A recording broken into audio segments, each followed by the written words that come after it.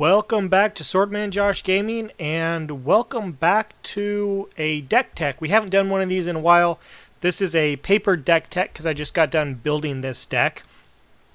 And I've done a couple other creatureless deck techs, mostly in the Pauper realm. So I wanted to challenge myself. I've been wanting to do a Super Friends deck for a long time, but I've also been wanting to do a creatureless deck, except for the commander, of course. So I built this deck actually in the last day and a half. I put this deck together, and I built it out of only cards I had sitting here because of quarantine and all. Oh, excuse me. But what we have here is Sisay Super Friends Creatureless EDH deck. Sisay happens to be the only creature in the entire deck. So for those of you who don't know what Sisay does, she's a 2/2 for a white and 2. However, since she has this activated ability down here for Wooburg, she is actually a Wooburg EDH commander. She gets +1/+1 for each color among other legendary permanents you control. So as you can imagine, this is also a legendary deck as well. For Wooburg, you can search your library for a legendary permanent card with converted mana cost less than Sisay's power. It's less, not less than or equal to, so make sure that you keep track of that. And it goes directly onto the battlefield. So, Sisay will actually allow us to tutor up, I believe there are 40 legendaries in this deck, but 2 of them are legendary spells, I believe, so we can tutor up 38 cards out of the deck. Ugin's too big. We can't make Sisay big enough. I think we can tutor up about 36 or 37 cards in the deck with Sisay if we have Wooburg and legendaries out on the battlefield. So what are we going to do with Sisay? Well, I'm going to go through Sisay's friends. We're in quarantine, but Sisay has friends to play with. We'll go through our enchantments. I'm running some sorceries, the artifact package, which is mostly mana fixing and ramp, because we're not running duels or anything like that. We're actually running 2 of each basic, just to keep ourselves away from any blood moon effects or anything like that. But actually, I think the order that we're going to do this in is we'll do Sisay's friends, we'll do mana fixing, enchantments, and then sorceries, and then we'll go through what I have for the land base of what I had here. Obviously, this deck can be optimized further. This is what I had laying around. It's still a lot of fun. It has a couple of infinite combos in here, which I didn't realize about until I started goldfishing the deck, and I would say, this is probably a 7 or an 8. Obviously they have to take care of your planeswalkers. I don't have any way of protecting my planeswalkers besides sorcery board wipes and the things that I have that can actually make creatures themselves. So, Sisay's friends. These are all in alphabetical order, not by CMC. So, first of Sisay's friends is Ajani the Great-Hearted. The static ability really doesn't matter, because we're not going to have too many creatures that we're worried about in this deck. The gain 3 life may be important, but generally no. What we're really looking at is that -2, which is put a +1/+1 counter on each creature you control, which doesn't matter. However, it puts a loyalty counter on each planeswalker you control. So it's a way to just double your planeswalker's loyalty for a turn. So those that can ultimate, that have an amazing ultimate, it gets us closer and faster to that ultimate to try to close out the game. Next we have Angrath the Flame Chained. So this is, there's some hand destruction planeswalkers in here. This is one of them. Each opponent discards a card and loses 2 life. So everybody discards a card. It allows you to break parity with you drawing. Also, if there's something beneficial on the battlefield, you can gain the -3 is gain control of target creature until end of turn and untap it. It gains haste. Sacrifice it at the beginning of the end step, which is wonderful. My cat's walking on my desk. So it gets rid of a threat if you steal it. if the converted mana cost is 3 or less. Otherwise, they get it back. So it will take care of a lot of low-end threats, or it'll take care of like a Kinnan, or it'll take care of a Thrasios or Timna, or a bunch of other stuff. We are playing Ashiok Dreamrender. Of course, makes it so that way our opponents can't search their libraries, and it also allows us to exile our opponent's libraries. We're playing Ashiok Nightmare Muse, one of our creature generators, and also allows us to get back and use our opponent's creatures to help us out as well as things go into exile. We're playing Dovin, so it's a little bit of a tax card. We're playing this more than anything else because it's not only is it a tax, but also we have the Azorius up here. So as we bring up Sisay's, as we could tutor these up, all the planeswalkers that have double mana pips, different colors, it increases Sisay's power faster, so that way we can ramp into finding bigger and bigger things. Dovin is very easy to cast because it's the same casting cost as our commander, but it will pump our commander by +2 if we don't have a white or blue legendary out. So Dovin, we are running Jace Cunning Castaway. This is one of our combo cards, and I'll get into the combos here in a second. So I'm going to set him over here. Karn the Great Creator, more to shut off our opponent's artifacts.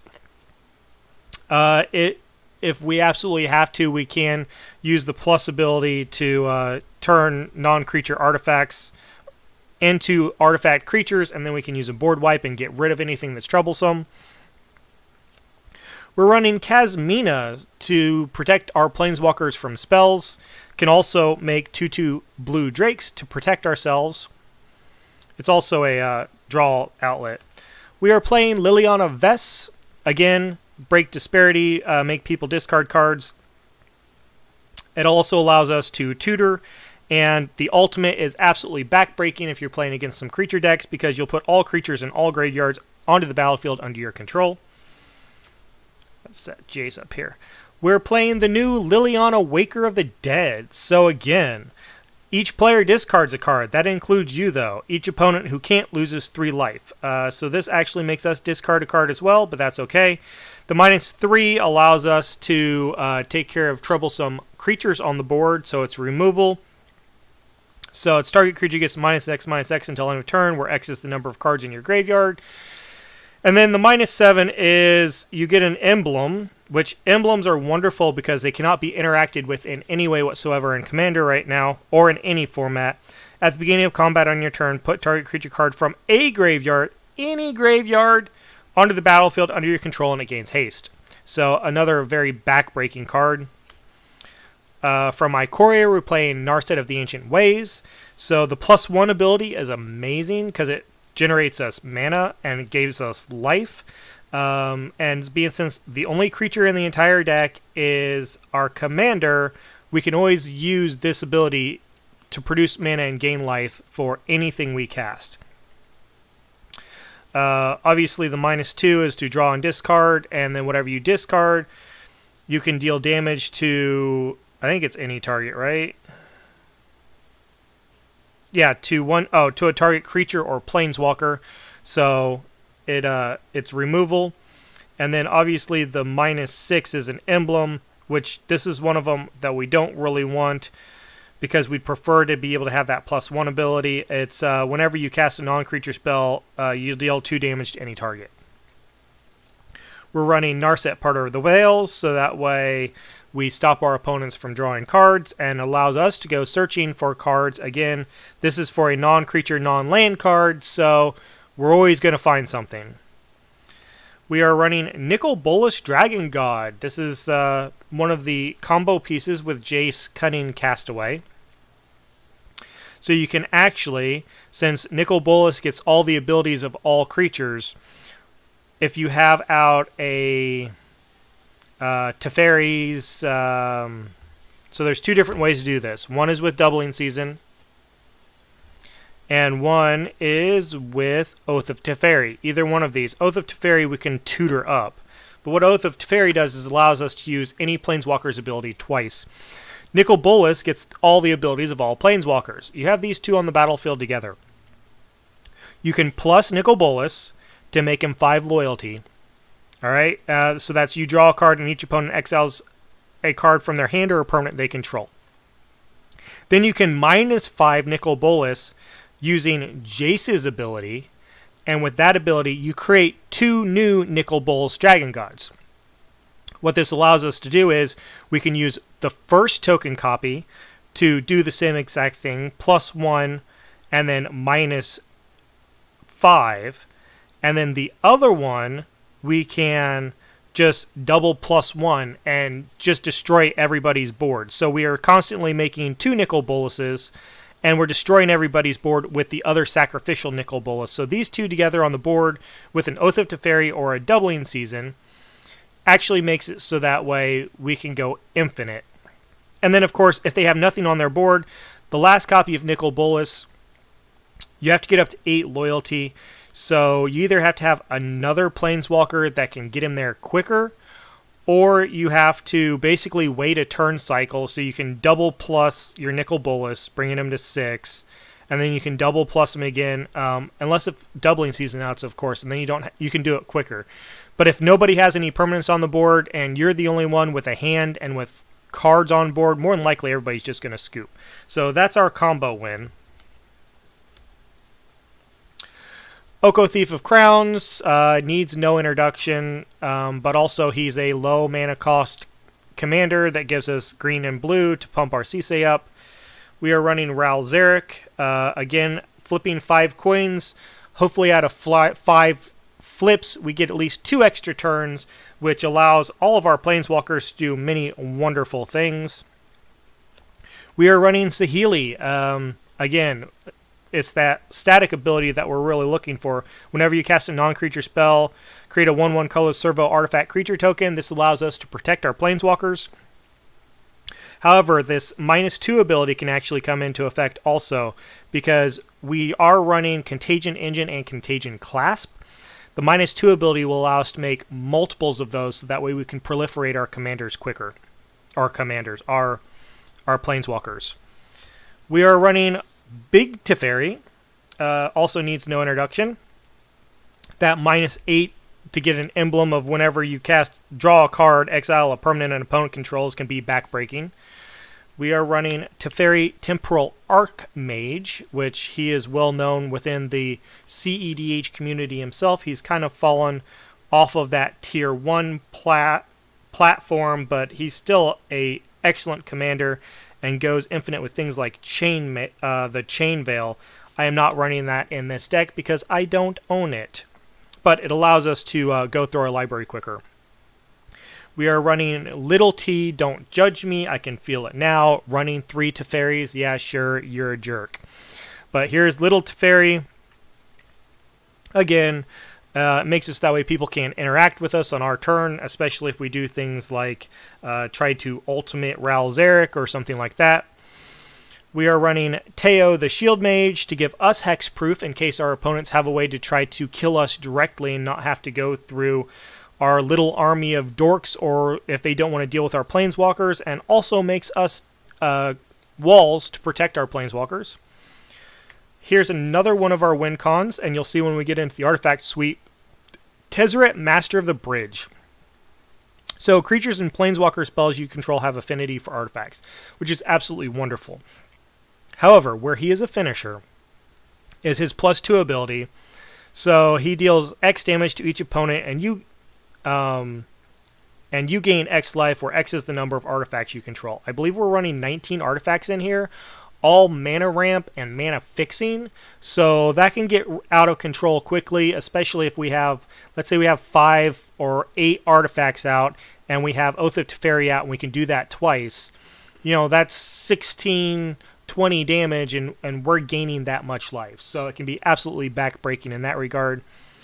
We are running the Royal Scions. Again, it's a 3-drop Planeswalker that pumps our Sisay by 2 and also allows us to loot. We are playing the Wanderer, which is a protection piece from any kind of direct damage somebody might want to put towards our Planeswalker, because non-combat damage it prevents all non-combat damage. So the only way they'll be able to hit our planeswalkers is via combat damage. Also allows us to get rid of removal. And then our last planeswalker is Big Oogie. I got him out of Masters 21. Again, he can be a board wipe. He can do direct damage. He can do all kinds of things. He doesn't count towards our devotion towards Sisay. And I also believe he is the only legendary card in this deck that we cannot tutor up because we can't get Sisay up to 9 power. So, this is our Planeswalker suite. And put that here. So, 1, 2, 3, 4, 5, 6, 7, 8, 9, 10, 11, 12, 13, 14, 15, 16, 17, 18, 19, 20, 22. It's 24 Planeswalkers, and we can tutor we can tutor 23 out of 24 of them pretty much at any given time, because the moment you start getting out a 3-drop, either Oko, or you get out Saheeli, or you get out Ashiok, or any of them that provide 2 different pips of color, little T, all of a sudden Sisay gets big quickly, and then you can jump into the 5 manas, which are things like your Nicol-Bolas. So the moment you play a 3-drop, except for like Jace, Cunning, Castaway, which is part of the combo, you can go get Nicol-Bolas and start trying to finish out the game. Next, we'll go into the artifacts. Like I was saying, we are running a ton of artifacts, all for mana fixing and for ramp, because it can be very taxing to play this many type of WUBRG's just taxing in and of itself. And we are not playing any fetch lands, and we are not playing any dual lands. So we are playing Arcane Signet.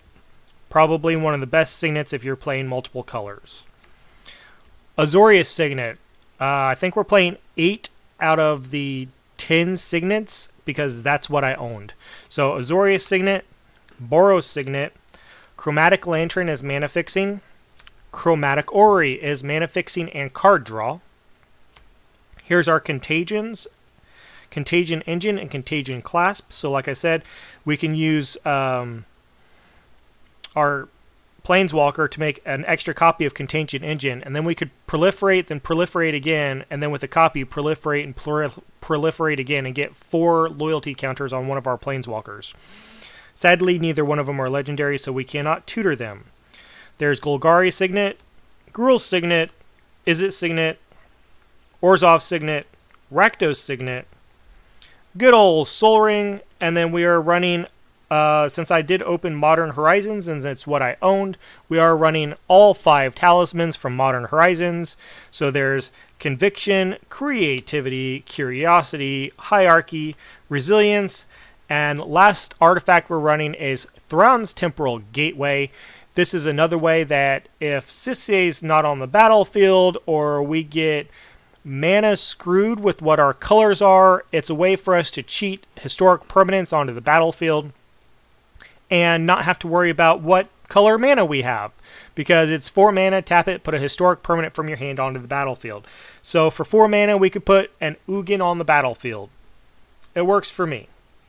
So those are our artifacts. Like I said, I think there's 19 artifacts here. And all of it, except for, 3, is mana ramp or mana fixing.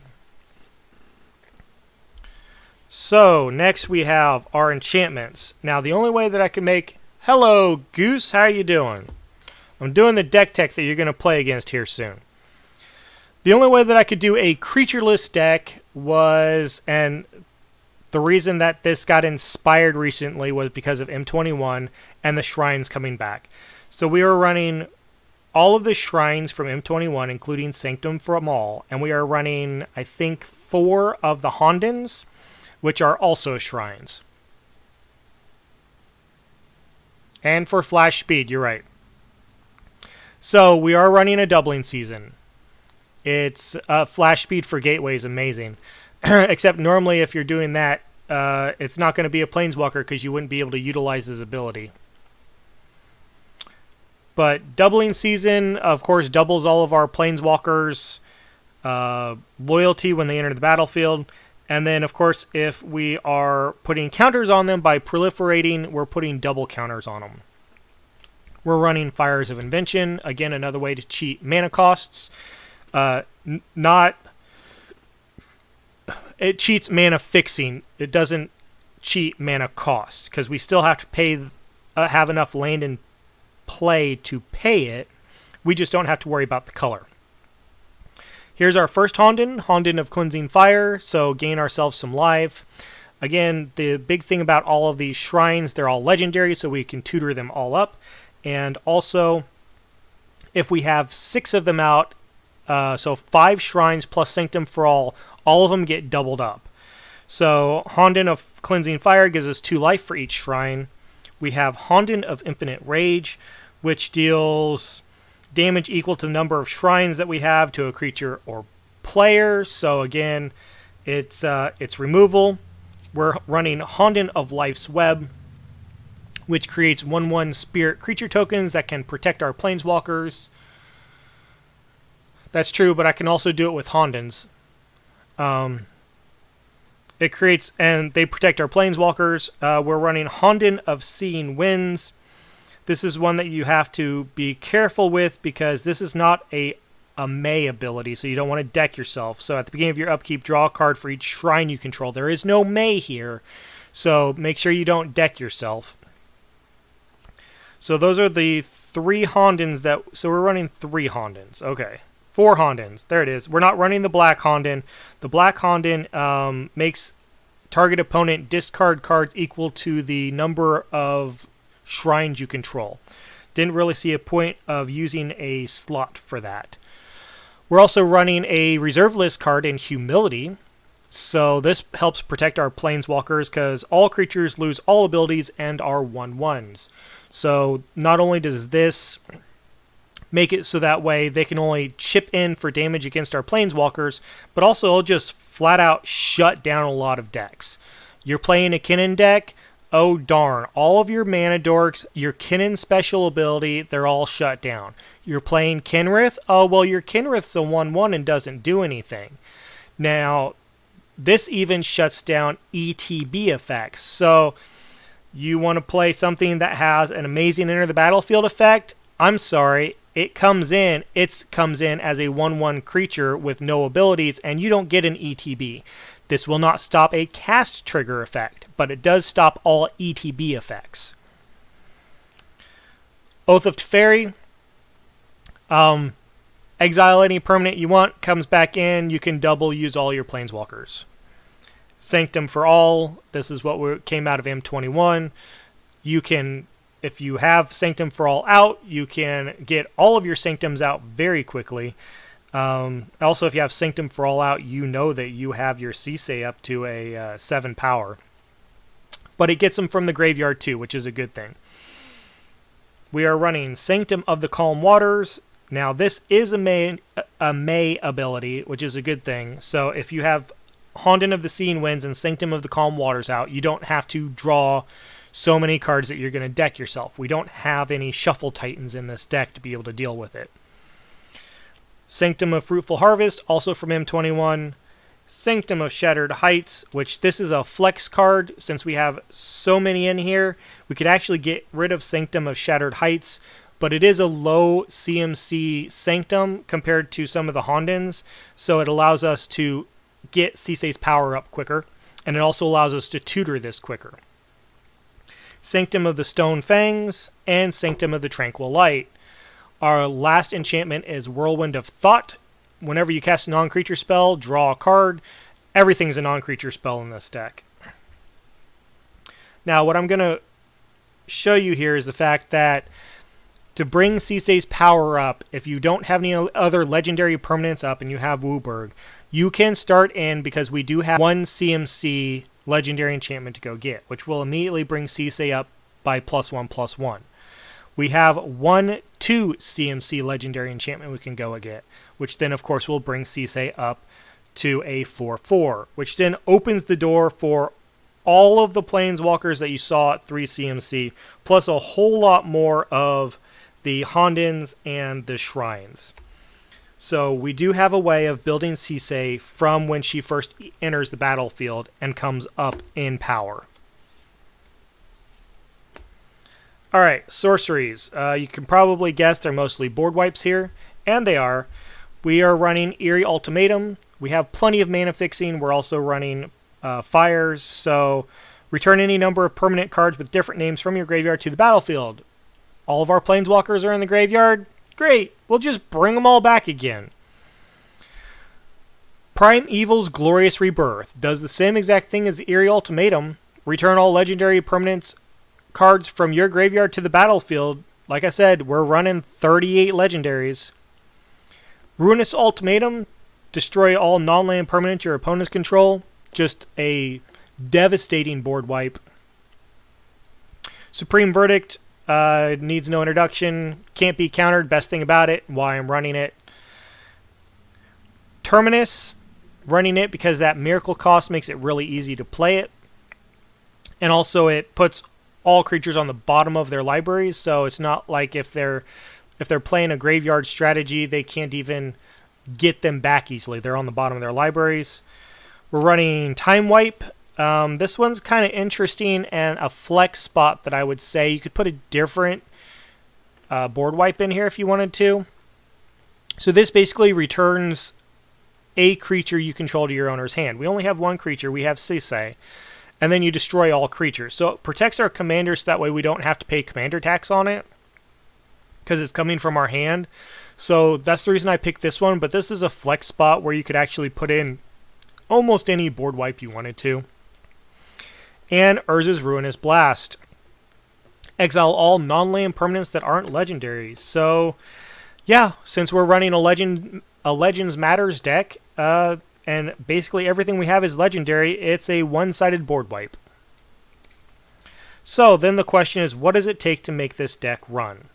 Well, besides the artifact mana fixing and a couple of our planeswalkers that can help mana fix like Narset, we are actually surprisingly only running 34 lands. But in these lands, we have almost all of them produce some kind of mana, produce two different types of mana. Like I said, we're running 2 of each basic just in case we get Blood Mooned, but we're running, since I don't have duels, we're running quite a few of the Battle Bond lands. I know these aren't cheap, but they're definitely not the price of a dual land. We're running Bountiful Promenade from there. All these Battle Bond lands, they enter the battlefield untapped if you have 2 or more opponents, so they're perfect for commander. We're running Breeding Pool. I am running Shocks. I don't remember how many I'm running. I think I'm running 6 Shocks. Cascading Cataracts, another way that we can cheat into Wooburg if we don't actually have it naturally on the board, because of the 5 mana tap it, add 5 mana in any combination of colors to your mana pool. Obviously, we can just add Wooburg and put it into Sisay. We're running Cavern of Temptation. This one made its way in. I was just looking through my lands and saw that I can sacrifice it and put 2+1/+1 counters on target creature, which allows me to pump Sisay quicker if she comes back in and there was a board wipe or there was a Cyclonic Rift or any number of things. It allows me to bring Sisay in, give her 2+1/+1 counters. This actually allows us, if we sacrifice Cave of Temptation, to tutor up Ugin. We're running a good old City of Brass, Painland, add 1 mana of any color, Command Tower, 1 mana of any color, Exotic Orchard, hopefully 1 mana of any color. Fabled Passage, we can go get any of our basics that we're missing. There's our 2 forests. We are running Forge of Heroes. This is another one that made its way in to be able to pump Sisay quickly. So you could just tap it when you cast Sisay, and you get to put a +1/+1 counter on it when it comes in. So it comes in as a 3/3. And it's a counter, so it still pumps with Sisay's, because these aren't counters. The +1/+1 Sisay gets aren't counters.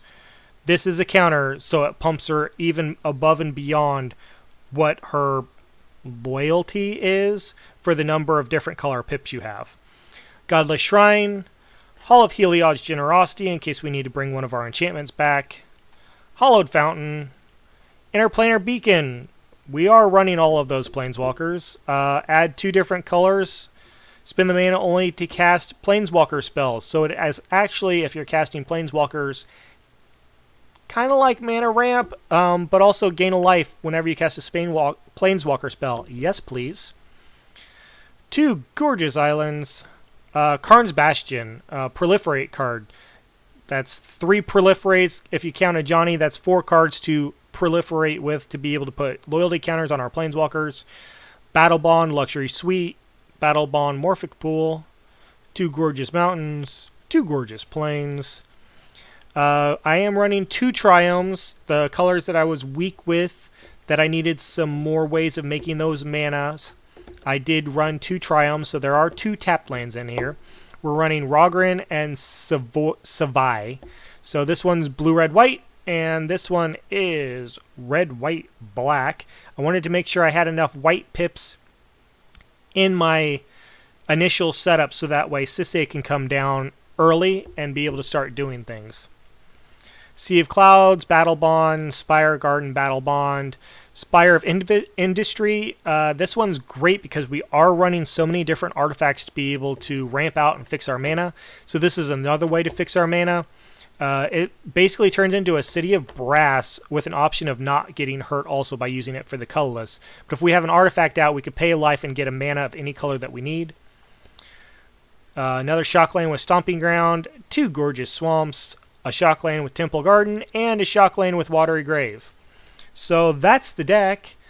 It's Sisay's Super Friends and Shrines. And that's the way she runs, and this is the best that I could come up with right now with cards I owned and what I could put together to be able to make a creatureless deck. Of course, there are some things in here like Anamatu, which was one of the Commander pre-release cards, allows you to make more infinite combos without having to do things with Jace. It serves as a backup to make infinite combos because of the exiling ability and Nicol-Bolas being able to copy that ability. It also allows us to do some other weird things within the deck. So that's on the short list. Obviously, Norn's Annex could possibly be on the short list to be able to try to protect our Planeswalkers, though I don't know that I'm too worried about it. I want to try to do things differently instead of Pello-forting out. And I believe there was Sphere of Safety was another one that you could possibly use for a Pello-fort. So if you wanted to Pello-fort more and protect your Planeswalkers, Norn's Annex and Sphere of Safety are 2 fairly budget add-ins that you can put in here. And you can take out something more expensive if you wanted to, like an Ugin or something that isn't part of one of the combo pieces. But if you like the deck, leave a comment down below. Let me know what you liked. Let me know what you would have changed. I'm always interested to hear. Obviously, Chainveil could go perfectly in here. Rings of Brighthearth could go perfectly in here. They're cards I don't own. This deck was expensive enough the way it was. Tapped out, I believe, said Card Kingdom price was just north of $500 for this deck. I understand why, but I can't wait to play this deck. Besides just goldfishing it and getting back to my LGS and seeing how it does. So as always, like, comment, subscribe, and as always, may Keep Calm Kitty be with you.